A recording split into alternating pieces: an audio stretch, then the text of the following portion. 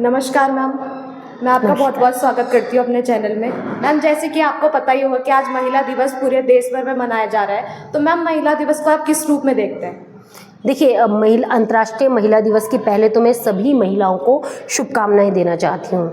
But मैं ये भी कहना चाहती हूँ कि महिला दिवस को, क्योंकि मैं इसे थोड़ा सा एक एडवर्स तरीके से समझती हूँ कि महिला दिवस को मनाया तो जा रहा है, हर प्लेटफॉर्म पे मनाया जा रहा है, और कई बार पुरुष बढ़ चढ़ कर कह देते कि 365 दिन ही महिलाओं के हैं, आधी आबादी को हमारा सलाम।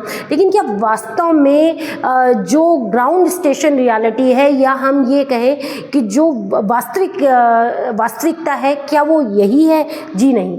महिलाओं के प्रति अपराध बढ़ रहे हैं। समाज में महिलाओं को वो उचित स्थान अभी भी नहीं मिला है जो मिलना चाहिए। अगर हम मध्यम वर्ग, उच्च वर्ग या निम्न वर्ग में, तीनों वर्गों में बात करें तो उच्च वर्ग के पास तो सब कुछ है, सारी सुविधाएं हैं, महिलाओं के पास उचित स्थान है, महिलाओं को अच्छा नाम मिला है, अच्छी पहचान मिली है। लेकिन वहीं अगर हम मध्यम वर्ग की बात करें, मध्यम वर्ग की महिलाएं आज भी संघर्षरत हैं।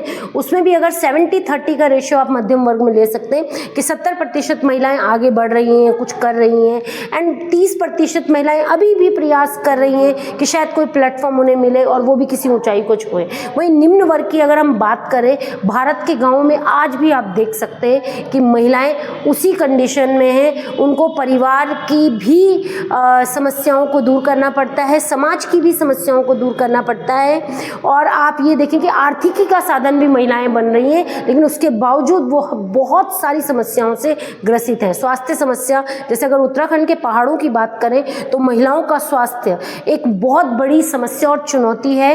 क्योंकि आपने जैसे बहुत सारी समाचार न्यूज़पेपर में पढ़े होंगे, जिसमें आप पढ़ते हैं कि मतलब जब कोई महिला प्रेग्नेंट वुमेन होती है, वो पहाड़ों में बच्चे के जन्म से पहले ही उसकी मृत्यु हो जाती है। क्यों हो जाती है? क्योंकि सुविधाएं नहीं हैं।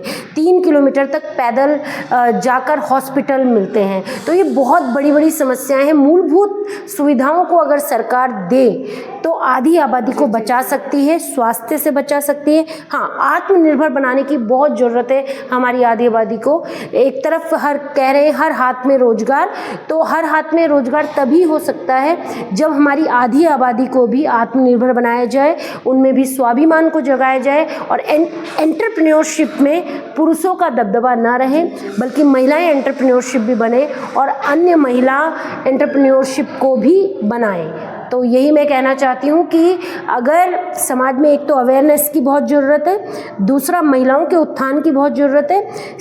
सरकार कोई भी नीति नियम लागू करती है, उस नीति नियम को आम जन तक और बेसिकली उस वर्ग तक जो वंचित है उस नीति नियम से, उस तक पहुंचाने की जिम्मेदारी भी एक आम नागरिक की भी बनती है कि वो एक, अगर उसे ज्ञान है तो वो जागरूक करे और अन्य महिलाएं भी अपने साथ की महिलाओं को सपोर्ट करें।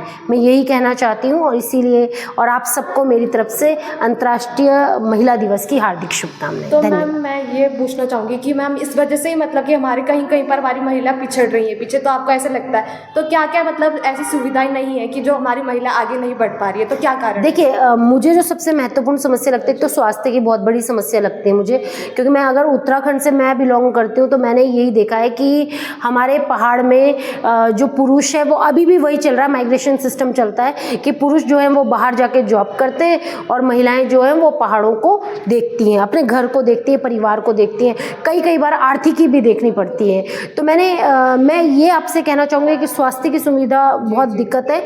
आर्थिकी के संसाधन तभी उपलब्ध हो सकते हैं। शिक्षा, महिलाओं को शिक्षा देना भी बहुत ज़रूरी है।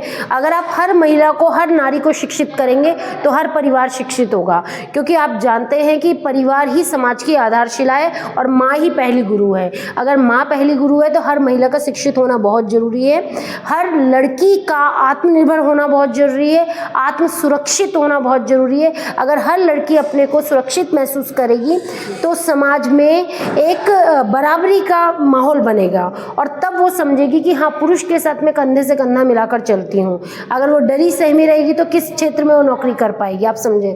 तो महिलाओं के प्रति जो अपराध बढ़ रहे हैं वो भी सिर्फ इसीलिए बढ़ रहे हैं क्योंकि हमने मेल डोमिनेंस सोसाइटी को अभी तक बरकरार रखा है ना। हम उस जो समाज की जड़ों में व्याप्त वो जो कुरीतियाँ हैं उन्हें हमें समाप्त कर पा रहे हैं, इसलिए ऐसा समाज में हो रहा है। तो मैं यही मानती हूँ कि आप महिलाओं को हमें जागरूक करना होगा, महिलाओं को प्रॉपर जो फैसिलिटीज़ है जिसमें जल जंगल ज़मीन की सारी सुविधाएं उन्हें दी जाए, साथ में उन्हें स्वास्थ्य की सुविधा दी जाए, उन्हें आत्मनिर्भरता की सुविधा दी जाए, उन्हें सुरक्षा दी जाए। अभी आपने कोलकाता रेप केस के बारे में सुना होगा, डॉक्टर का रेप केस हुआ था। तो आप खुद समझिए ना इस चीज़ को कि एक सक्षम आत्मनिर्भर महिला को भी एक वहशी पुरुष नहीं छोड़ रहा है। तो क्या मतलब है इस सब का कि आप समाज से एक एसेट्स, एक पूंजी को समाप्त कर रहे हैं। वो जो कल भविष्य, देश का भविष्य बन सकता था, आपने उसको समाप्त कर दिया। तो यही है इस आधी आबादी को, नारी तेरी यही कहानी, आंचल में है दूध और आंखों में है पानी से हमें हटना होगा। हमें इस कोट को समाप्त करना होगा। यत्र नार्यस्तु पूजन्ते रमन्ते तत्र देवता। जहाँ नारियों की पूजा होती है वहीं देवताओं का निवास होता है। इस बात को समझना होगा और नारियों के उत्थान के लिए हमें आगे बढ़ना होगा। मैम, हमारे चैनल के माध्यम से आप क्या संदेश देना चाहेंगी महिलाओं के लिए? देखिए, मेरा तो यही संदेश है कि महिलाओं जागरूक हो। आपके लिए सरकार की तरफ से भी, समाज के विभिन्न वर्गों की तरफ से भी बहुत सारे कार्य किए जाते हैं, बहुत कुछ किया जाता है। लेकिन आप एक तो डोमेस्टिक वायलेंस को सहना बंद करें।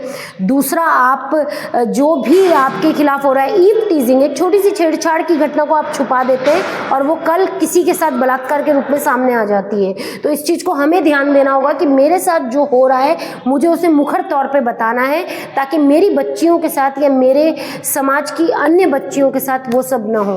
तो महिलाओं को इसके प्रति जागरूक होना होगा, महिलाओं को अपने अधिकारों को समझना होगा। पुरुष के साथ कंधे से कंधा मिलाने का मतलब ये नहीं है कि पुरुष के साथ हम जॉब कर रहे हो, हम डरे सहमे हैं। हमें हर एक्ट का नॉलेज होना चाहिए।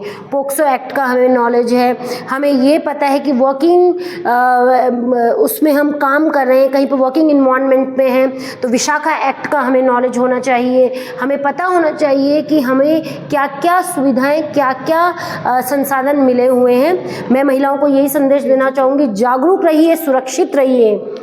और नारी ही तो पूजनीय होती है, नारी की तो मतलब समाज में हर उसमें पूजा होती है। नवरात्र भी हम मनाते हैं तो माँ दुर्गा की हम पूजा करते हैं, उसमें माँ दुर्गा भी एक नारी है। भारत को भी हमने भारत माता की संज्ञा दी है, तो फिर नारियों का तो सम्मान हमेशा ही होना चाहिए। इन्हीं शब्दों के साथ आप सबको मेरी तरफ से अंतर्राष्ट्रीय महिला दिवस की हार्दिक शुभकामनाएं। धन्यवाद। धन्यवाद मैम आपका। Thank you.